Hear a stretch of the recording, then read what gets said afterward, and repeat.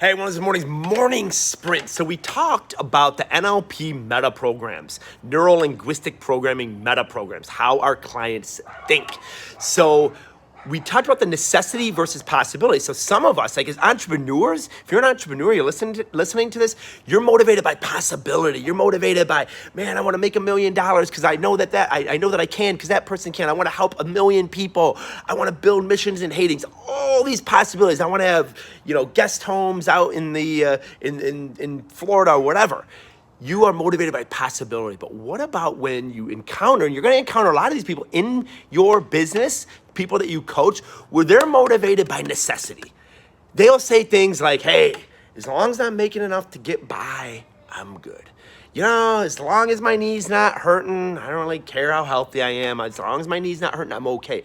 They're motivated by necessity. As long as their basic human needs are met, they're good. They live in comfort. They love comfort. Remember, this isn't good or bad, but we tend to clash with these because we're motivated by possibility and we're like, no, forget your knee. You could be running, in the 100 meter in the Olympics someday, So how do we get people that are necessity motivated to think bigger and to be better versions of themselves? Number one, show them the pain. Great, you're making enough to get by right now. What happens when the cost of living goes up? What happens when the stock market goes down? What happens when mediocre income no longer is cutting it? Oh my gosh, well, I will not be in my comfort zone anymore and I'll have to scramble. Okay then, let's do some things to cushion that now. A good analogy, so this is number two, a good analogy to use with someone who is motivated by necessity is to say, great, say that you're motivated by necessity. Well, you're in an elevator, and say you weigh 200 pounds, and the elevator's tested for 500 pounds.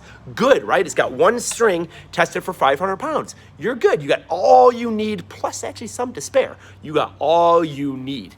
Well, here's the thing. If I'm getting in an elevator and that's life or death, wouldn't you rather have 3 or 4 more cables keeping that up just in case that one goes down?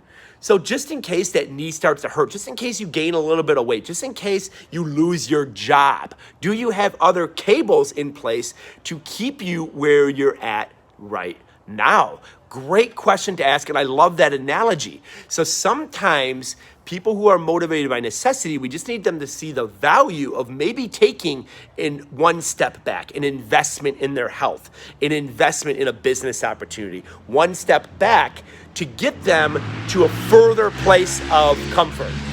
Okay, so for them, it's all about, they want to maintain the comfort, they want to maintain the status quo. So it's them painting a picture that if they don't put some safeguards in place, that status quo is going to go downhill really quick.